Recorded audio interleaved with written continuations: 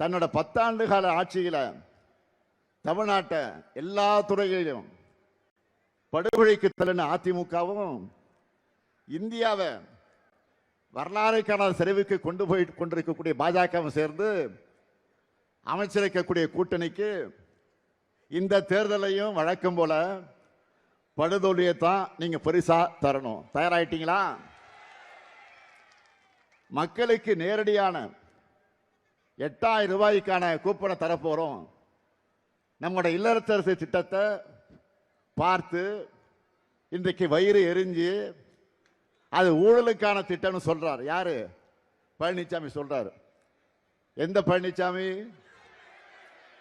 சம்பந்திக்கு contract கொடுக்கிறதுக்காகவே ஆட்சியை நடத்தின பழனிசாமி.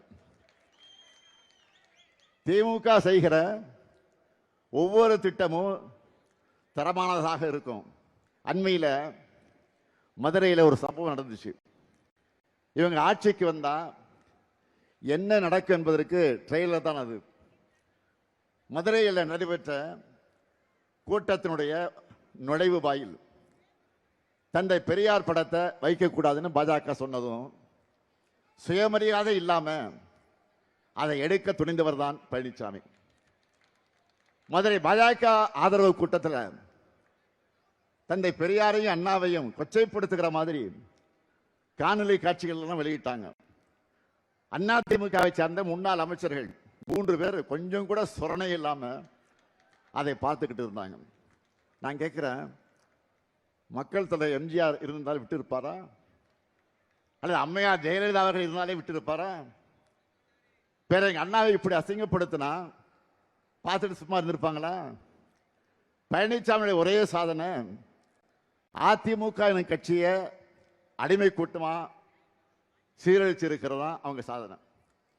திராவிடம் என்ற சொல்லும் அந்த கூட்டத்தில் அவமானப்படுத்தப்படுது. அதிமுக முன்னணியினர் கூட அதை கூட தடுக்கல.